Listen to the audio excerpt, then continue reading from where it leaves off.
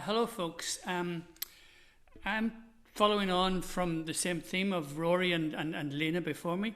And the way I'll start is by saying this, that the starting point for the research that I'm doing with Fionnuala and Élan, and our researcher Claire, who's not here today, is to argue or to take one of the criticisms of transitional justice, that it seeks a restoration of the status quo ante without seeking to excavate the deep roots of that status quo. One prime example is in relation to colonialism. Take, for example, the issue of truth commissions, which Lena mentioned. They rarely examine directly colonial structures and their legacy, despite this being a very fruitful source in understanding current inequalities in places as distinct as Guatemala and South Africa. So what we've done is started a comparative study of Ireland and Colombia. Given that our knowledge of Ireland was quite good to begin with, we decided to get into the area we knew less about, or next to nothing about, Colombia. So let me get you up to speed on what we've been doing. As elsewhere, the Colombian peace process has virtually no reference to colonialism, yet arguably many of the issues with which it has to deal, armed violence, internally displaced people, land appropriation, they have roots in colonial conquest and structures. So that's why we've been exploring in our interviews 4 key areas: land, gender, ethnicity, and law. Let me run through each of them very, very quickly. Let's take law. Law was in many ways constitutive of colonial conquest. Rather than simply seizing territory, conquerors involved themselves in legal rituals. For example, in South America, when the conquistadors came to a new place of territory they proposed to expropriate, they would read the requerimiento to the inhabitants before taking their land or slaughtering them. The British in North America insisted also on a formal legal ceremony when taking possession of territory. One colonizer wrote in Ireland in 1612 something that actually sums up this whole aspect in relation to land and law. To give laws to a conquered people, this is a quote, is the principal mark and effect of a perfect conquest. Fair enough, but it's difficult to build a bridge between this history and the details and complexity of contemporary democratic law. Second, gender. A guy called Michael Horswell in 2003 did a major study of lots of sources of pre-Columbian Latin American culture, written sources, which were few, but drawings, woven sources, orally transmitted sources, and he concluded that it was common in pre-Columbian Latin American society to have a ritual enactment of a third gender. That third gender was subalternized when colonial discourse arrived. Colonialism entailed the creation and imposition of the idea of only 2 genders. Now, care needs to be taken not to exaggerate or romanticize this point. Moreover, there's no way back to reconstructing that third space, either analytically or even more substantively in contemporary society. However, it is worth realizing that colonialism did have an effect on genders and gender relations, and possibly links to current levels, horrific levels of femicide in places like Mexico. Third, land. We're on stronger ground here in terms of seeing a connection between land and power, land and landlessness to resistance in the history of Colombia. Whether the expropriation of the conquistadors, the rural-urban divide in the Civil War of the 1950s, the roots of FARC in rural resistance, and of the paramilitaries in the desire of big landlords to retain the status quo, land became a huge issue in Colombia. There has been a displacement of an estimated close to 8 million people. Coca growing is still an issue, and the war on drugs follows on this. There are disputes over extractive industries, and water in other parts of the Andes outside of Colombia is a huge issue too. So it's almost impossible not to see these issues linked to the colonial conquest. Fourthly, ethnicity. Throughout Latin America, and indeed Colombia in particular, there is the myth of mestizaje, of mixing. The belief is that unlike North America, Latin America's societies developed as mixed and therefore less racially structured. Now that myth can be challenged at any number of levels.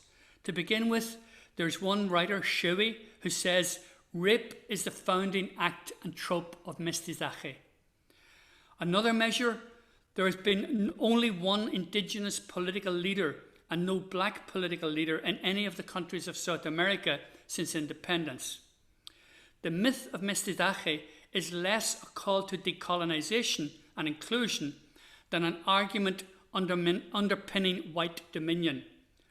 Challenged in the 19th century that they could never develop in the same way European nations did, Latin American nations responded by representing mestizaje as a stage on the road to whiteness.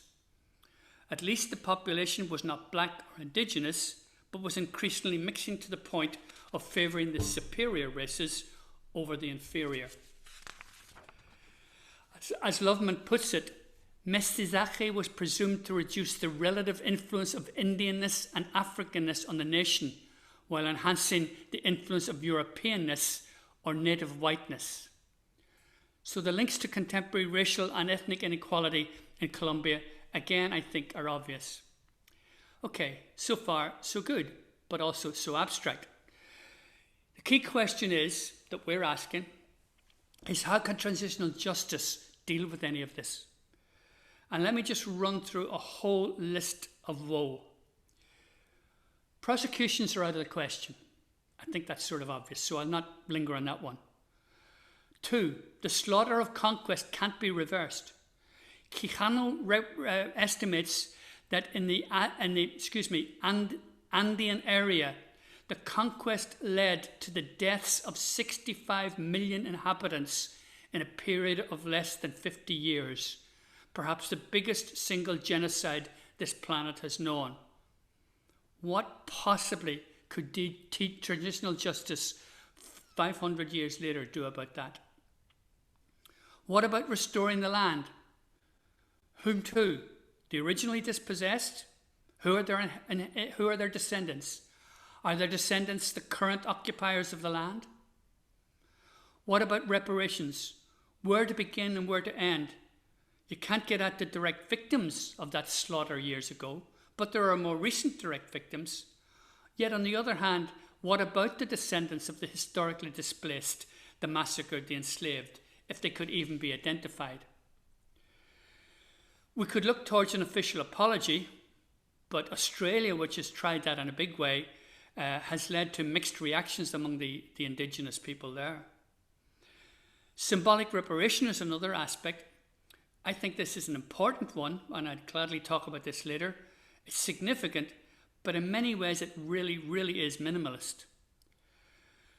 Truth commissions can offer acknowledgement, and that's one of their strongest outcomes, and it shouldn't be underestimated. Where repression and impunity rest on denial, acknowledgement is at least a partial form of justice, so perhaps there's some redress there.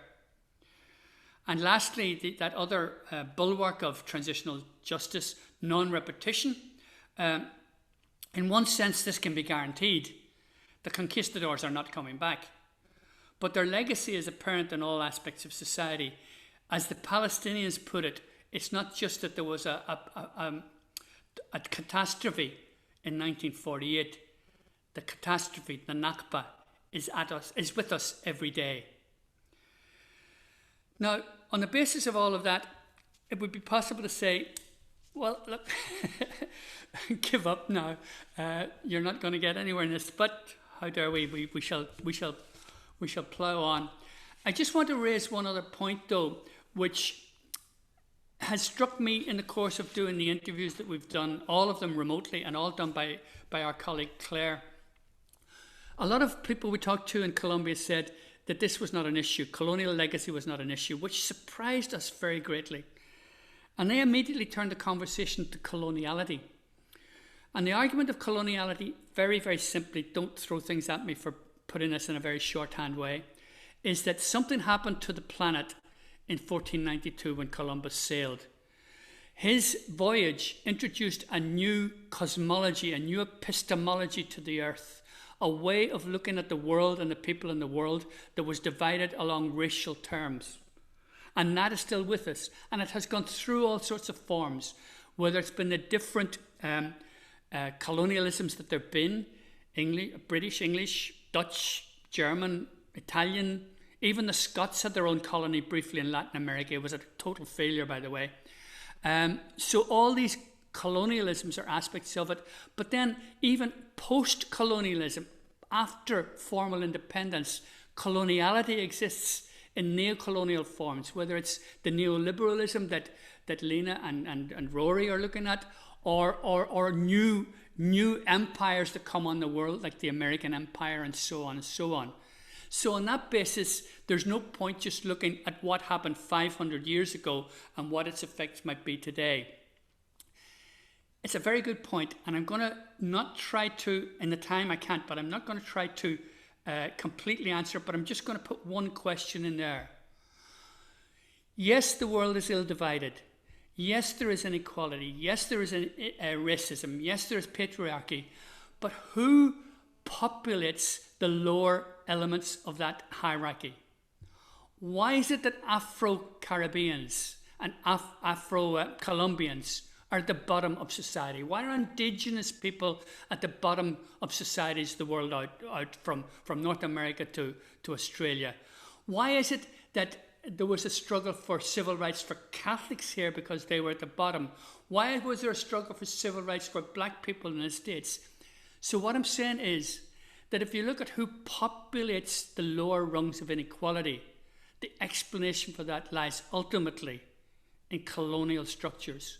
So you can talk about coloniality, but you shouldn't lose sight of the history that got us to the present forms of colonial legacy and colonial structures, and indeed neo-colonial structures. Okay, I rest my case there.